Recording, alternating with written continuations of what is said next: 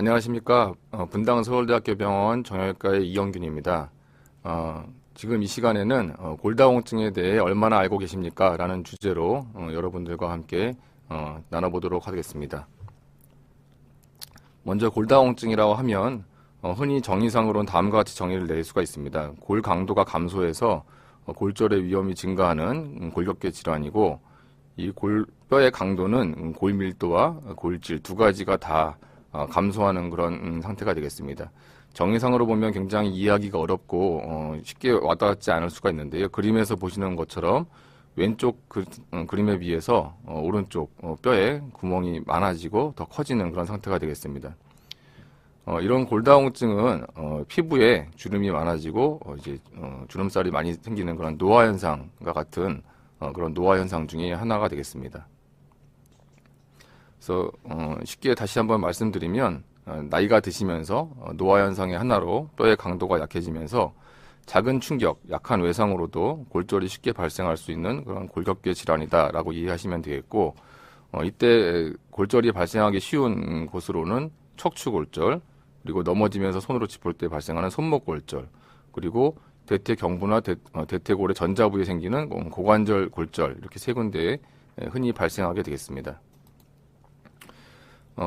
단순하게 골다공증의 그럼 증상은 어떤 것이냐라고 이제 물어보실 수가 있는데, 골다공증 자체는 증상이 없어서 골절이 발생한 이후에야 통증이 발생하고 거동이 불편하게 되거나 또는 손을 못 쓰게 되거나 그런 증상이 나타나게 되겠습니다. 따라서 골절이 발생하기 전까지는 증상이 전혀 없기 때문에 흔히 침묵의 질환이라고 일컬을 수가 있겠습니다. 따라서 적은 충격에도 골절이 만약에 발생했다면 이거는 뼈가 약한 그런 상태인지 즉 골다공증이 아닌지 의심을 하고 이에 대한 검사와 관리가 필요한 것이 되겠습니다.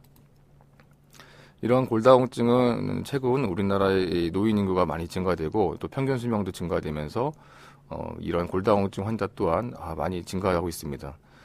이런 골다공증은 또한 결국에는 골절로 발생하기 때문에 골절이 발생할 경우에는 심한 통증 그리고 치료를 잘 받는다 하더라도 기능장애를 피할 수가 없게 되겠고요. 나아가서 노동력 상실 그리고 국가 경쟁력이 약화하는 큰 그런 사회 경제적인 그런 부담까지도 야기하는 그런 만성 질환이 되겠습니다. 이런 골다공증으로 인해서 만약에 골절이 발생하면 어떠한 상황이 벌어질 수 있는지 한번 잠깐 살펴보도록 하겠습니다.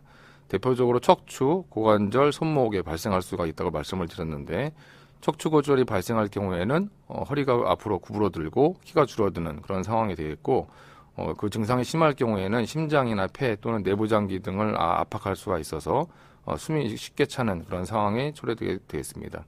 그 밖에도 소화기 계통의 압박이나 압박으로 인해서 음식물이나 위산이 역류되고 또는 만성 변비를 유발하는 그런 상황이 될 수가 있겠습니다.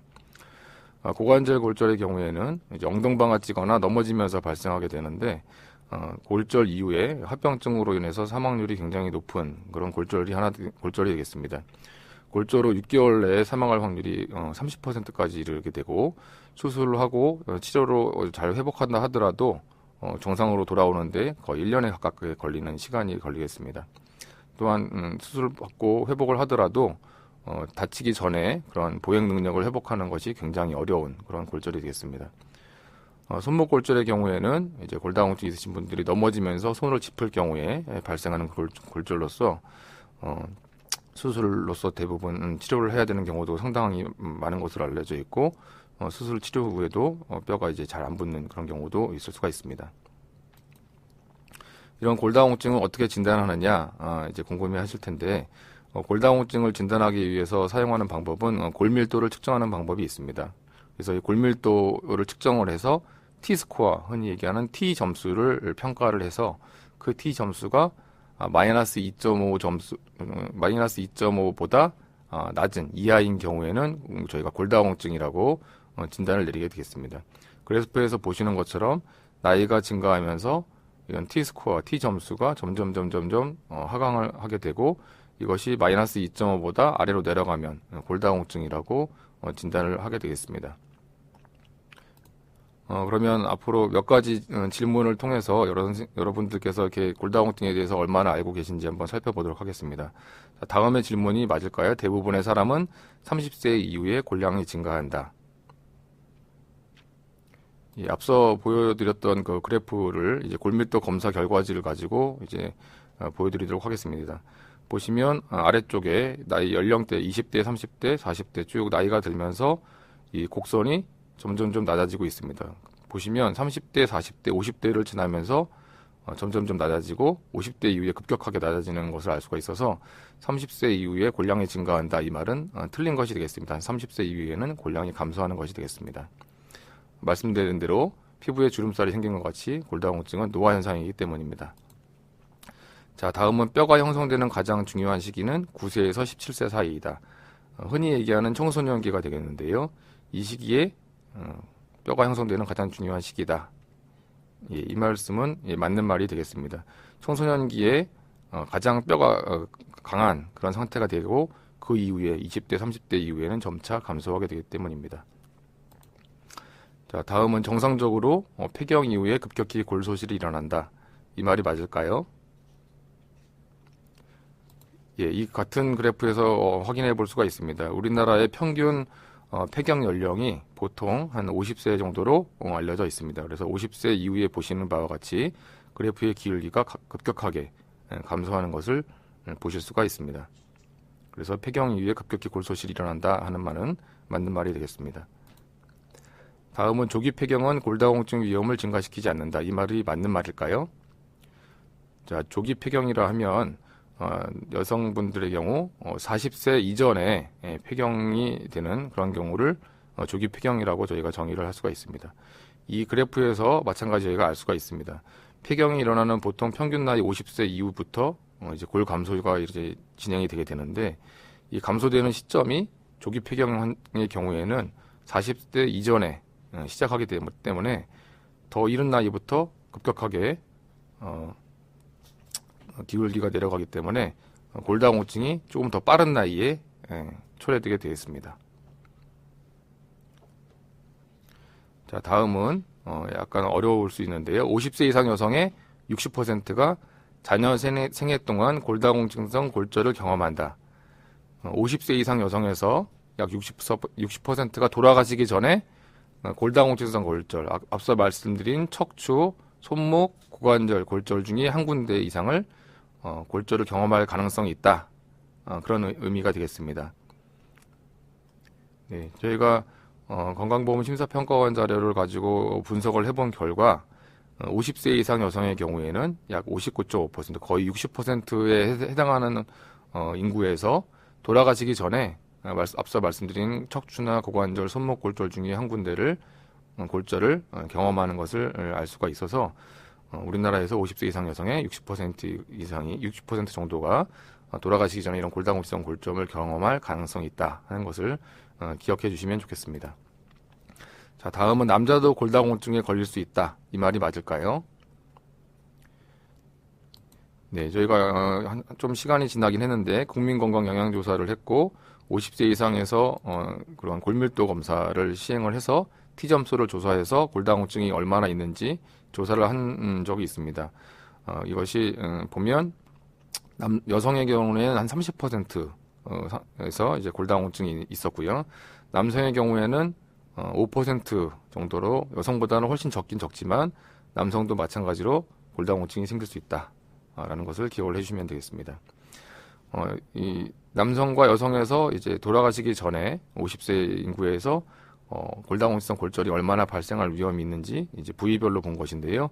고관절 골절은 남성에서 5%, 여성에서는 한 10명 중에 1명 정도, 손목 골절의 경우에는 남성에서는 한 20명 중에 1명, 여성에서는 한 5명 중에 1명 정도가 돌아가시기 전에 골절이 발생할 위험이 있는 것을 알 수가 있습니다.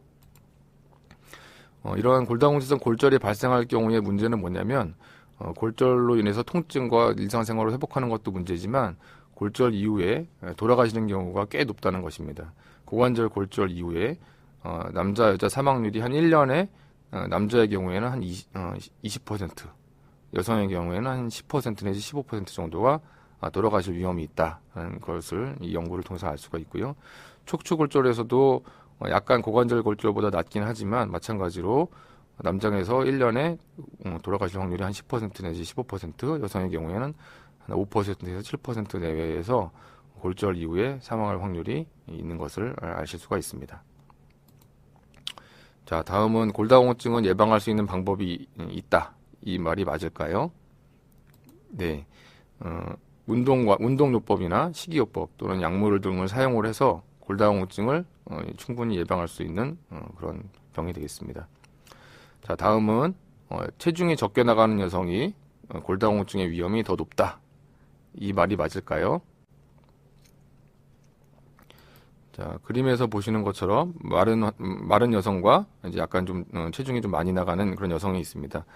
이 두 사람의 뼈를 보면 마른 경우에는 뼈가 조금 더 약한 것을 알 수가 있습니다. 그래서 오른쪽에 체중이 조금 더 많이 나가는 경우가 체중이 적게 나가는 경우에 비해서 조금 더 뼈가 강도가 강하고 골절의 위험이 낮은 것으로 알려져 있어서 체중이 적게 나가는 경우에 그리고 골다공증 골절의 위험이 높은 그런 상황이 되겠습니다. 따라서 지나치게 다이어트를 하시는 것은 뼈 건강에는 좋지 않겠습니다.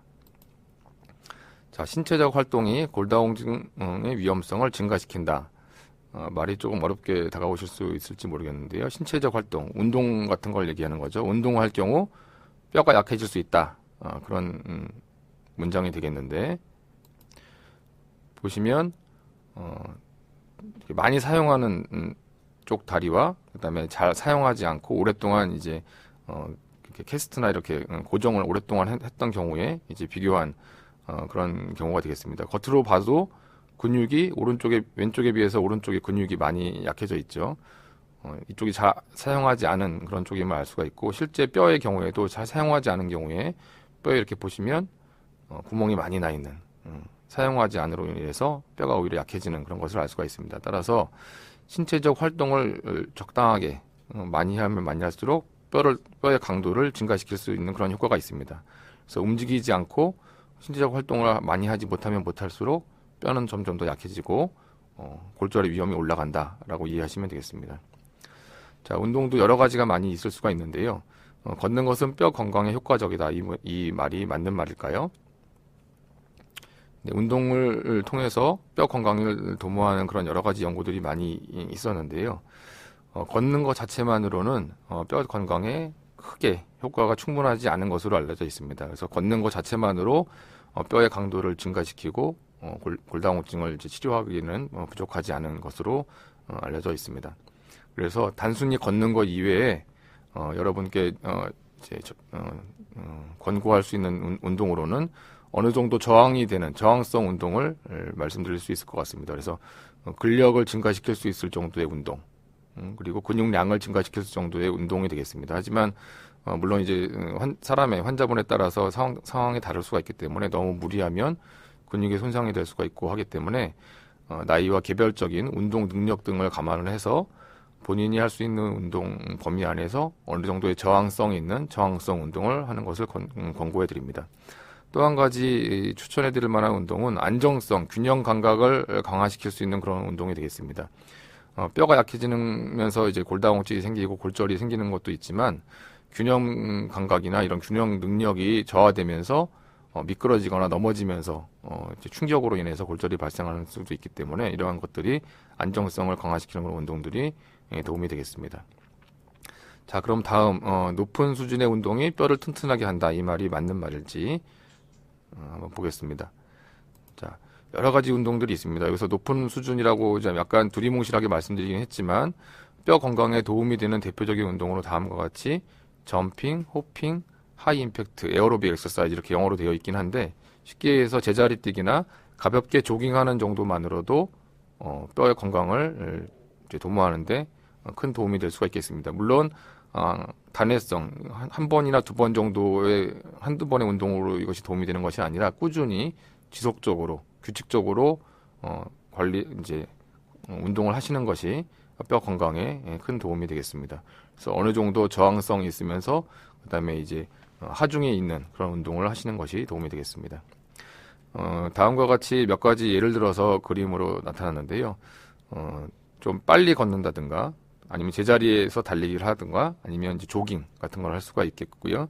그다음에 이제 적당한 스트레칭도 다음과 같이 도움이 될 수가 있겠습니다. 팔을 올린다든가 벽을 민다든가 누워서 팔을 올린다든가, 누워서 고개를 들어서 허리 근육을 강화시킨다든가, 또는 다리, 허벅지, 무릎을 뒤로 들어서 등 근육, 그다음에 엉덩이 근육을 강화시킨다든가 이런 종류의 운동을 할 수가 있겠습니다. 그 밖에도 조깅이나 계단 오르기, 빠르게 걷기, 적당한 강도의 에어로빅 운동, 그다음에 조금 더 운동 능력을 좀 더 가지고 계신 분이라면 배드민턴이나 체조 이런 것들을 할 수가 있고요. 자전거 타기나 이런 근력 증가를 위해서 수영 이런 것들을 하시는 것이 도움이 되겠습니다. 자, 다음 칼슘, 비타민 D 섭취가 부족해도 골다공증의 위험이 증가하지 않는다. 예, 말이 조금 어려울 수가 있는데 칼슘, 비타민 D 많이 들어보셨을 텐데요. 이 섭취가 부족할 경우에 골다공증과 어떤 관련이 있는지 묻는 그런 문장이 되겠습니다. 우리나라의 그 청소년의 하루 칼슘 권장량은 약 800에서 900mg 정도 된다고 하고요. 그다음에 이제 골다공증이 흔하고 위험한 이제 50세 이상 성인에서의 칼슘 권장량은 한 1200g 정도 된다고 하게 됐습니다. 그리고 비타민 D의 경우에는 한 800 인터내셔널 유닛 이상 복용할 것이 권장이 되고 있습니다. 근데 이제 흔히 우리가 이제 복용하는 칼슘과 비타민 D를 섭취하기 위해서 드시는 그런 우유 한 컵 안에 들어있는 칼슘의 양은 약 200mg 정도가 된다고 알려져 있습니다. 그래서 칼슘과 비타민 D 섭취가 부족할 경우에는 골다공증이 이제 생길 위험이 높기 때문에 이렇게 국제적인 가이드라인이나 또는 대한골대사학회에서 적정한 양을 섭취할 것을 권고를 하고 있습니다. 그래서 다음 문장을 보시면 폐경 이후에는 하루 칼슘 1200mg이 필요하다. 예, 앞서 제가 이제 말씀을 드렸죠. 그래서 하루에 1200mg 권장량을 충족하기 위해서는 사실은 우유 한 컵 가지고는 조금 부족하고요. 그거보다 조금 더 이제 드시거나 또는 이런 칼슘이나 비타민 D가 이제 강화된 그런 조금 더 이제 함량이 높은 그런 음식들을 섭취하는 것이 이제 권고가 됩니다. 자, 9세에서 17세 사이에 골다공증 예방을 위해 매일 우유 한 잔을 마시면 충분하다. 예, 아까 9세에서 17세 청소년기라고 말씀을 드렸고, 청소년기에 이제 뼈가 가장 강하게, 그리고 이때 가장 강한 뼈를 이제 성장을 이렇게 해야지 나중에 나이 들어서 폐경 이후에 골다공증이 생길 가능성이 낮겠죠. 그래서 젊은 나이에 관리하는 것이 이제 관리를 시작하는 것이 이제 중요할 텐데요. 과연 우유 한 잔으로 충분할지.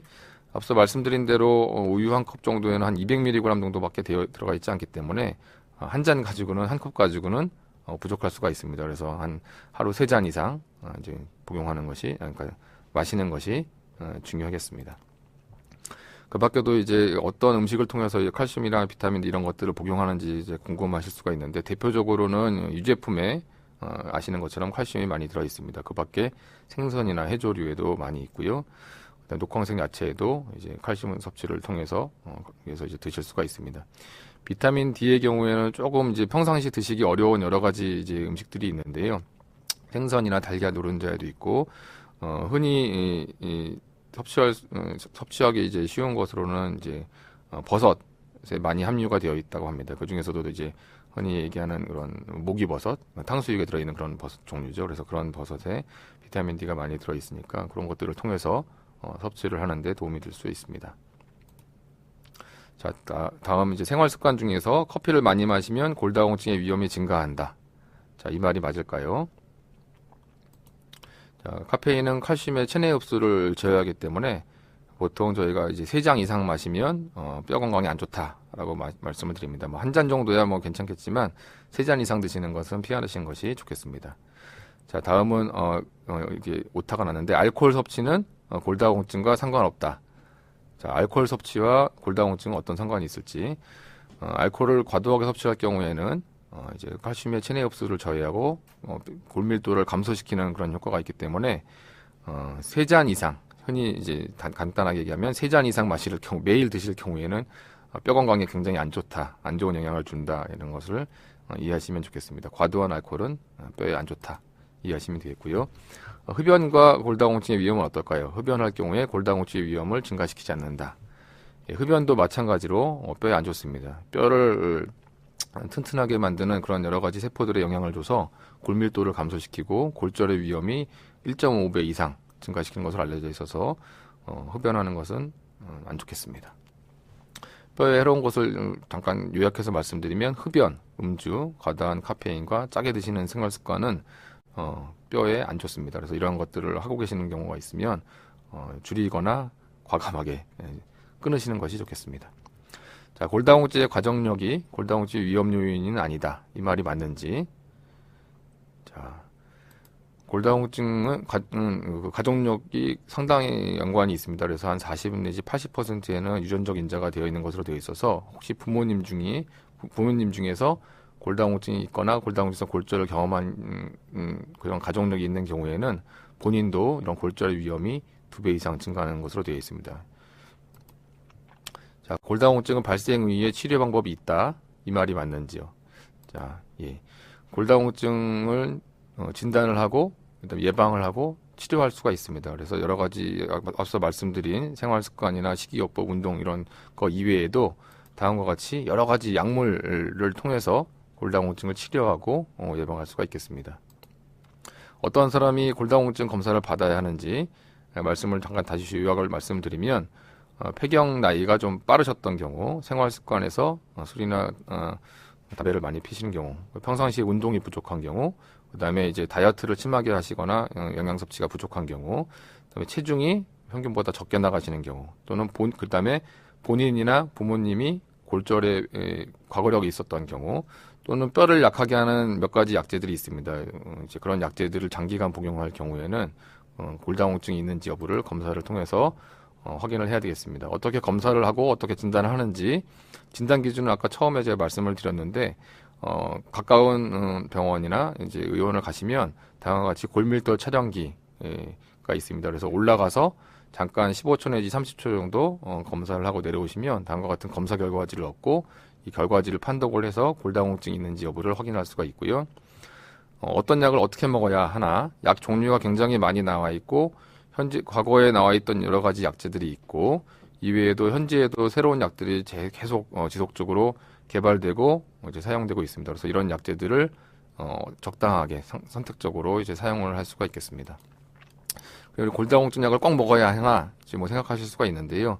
앞서 말씀드렸던 그런 내용입니다. 우리나라 앞서 말씀드린 대로 50세 이상 폐경된 이후의 여성의 경우에는 돌아가시기 전에 이런 척추나 손목, 고관절 골절이 발생할 확률이 한 60%까지 된다고 말씀을 드렸죠. 그래서 그 연령대의 경우에는 이제 관심을 가지고 관리를 해야 되겠습니다. 골다공증을 이제 약물을 사용할 경우에 언제까지 치료를 해야 하나 이제 궁금해하시는 경우가 있습니다. 근데 이제 이 골다공증, 이 뼈가 약해지는 거는 노화 현상이죠. 그래서 다시 젊어지는 뼈로 갈 수 있으면 좋겠지만 그렇지는 못하기 때문에 뼈가 지속적으로 나이가 드시면서 점점 약해지기 때문에 그 점점 약해지는 그 속도를 줄여줘야 될 필요가 있습니다. 그래서 지속적인 관리가 필요한 것이고요. 특히 폐경 후 여성, 그다음에 과거에 본인이 골절이 있거나 또는 부모님이 골절이 있었던 경우 그런 경우에는 지속적인 관리가 필요하겠습니다. 흔히 저희가 혈압약이나 당뇨약을 드시는 분들이 꽤 많이 있으신데요. 이 혈압약을 드시는 이유가 이제 지금 당장은 증상이 없지만 향후에 뇌졸중이나 또는 심근경색 같은 그런 이제 합병증이 생길 거를 예방하기 위해서 지속적으로 꾸준히 쭉 관리하면서 드시는 것처럼 골다공증도 향후에 미래에 골절이 생기는 것을 예방하기 위해서 지속적으로 관리해야 되는 그런 병이 되겠습니다. 이런 골다공증 약물을 오래 먹어도 안전한가 이제 궁금해 하실 수가 있는데 종류가 워낙 여러 가지 다양하게 있습니다. 그래서 약물의 종류에 따라서 지속적으로 사용할 수 있는 약물이 있고 중간에 약을 좀 잠깐 쉬어줘야 되는 그런 경우도 있고 하기 때문에 개별적으로 이제 어떠한 사용하는 약물에 따라서 그것들을 이제 선택해서 의사 선생님하고 상의해서 결정을 하시면 되겠습니다. 특히 또 위험 인자가 있는 아까 말씀드린 과거에 골절이 있거나 가족력이 있는 그런 경우에는 이런 약제를 사용하는 데 있어서 조금 더 지속적으로 관리해야 할 필요가 있겠습니다. 그래서 골다공증 치료에 대해서 간략하게 다시 한번 요약을 해서 말씀을 드리면 먼저 제일 첫 번째 할 거는 골다공증이 있는지 여부를 확인하기 위해서 간단하게 이제 골밀도 검사를 확인할 수가 있고요. 말씀드린 위험 인자가 있는지 확인을 한 다음에 필요하면 의사 선생님과 상의해서 약물 요법을 받는 것이 좋겠습니다. 먼저 생활 습관과 관련해서는 칼슘을 충분히 섭취하고 고른 영양 섭취하는 것이 필요하고요. 유제품이나 여러 가지 칼슘과 비타민이 들어있는 음식을 충분히 섭취하는 것이 중요하겠습니다. 이외에 단순히 걷는 것뿐만이 아니라 어느 정도 저항성이 있고 그다음에 이제 하중이 가해지는 하중이라 하면은 보통 본인의 체중을 정도를 얘기할 수가 있겠습니다. 그래서 체중이 가해지는 정도의 하중이 그런 운동을 규칙적으로 꾸준히 하는 것이 좋겠습니다. 어느 날 한꺼번에 무리해서 이제 운동을 하는 것보다는 매일 꾸준히 일정한 양만큼 운동을 하는 것이 좋겠습니다. 또한 건강과 뼈 건강에 이제 안 좋은 습관, 흡연, 음주 이런 것들을 이제 끊는 것이 중요하겠습니다. 그래서 오늘 이 시간 여러분들께서 이제 이 내용을 들으시고 골다공증이 이제 빨리 진단하고 빨리 치료를 시작할 경우에는 이런 골다공증을 치료하고 그다음에 골절이 발생하는 것을 예방할 수 있다 하는 그러한 내용을 좀 이해를 해주셨으면 좋겠고요. 이 시간을 통해서 여러분들께서 조기 진단과 골다공증의 조기 치료를 통해서 건강하고 행복한 삶을 누리시기를 바라겠습니다.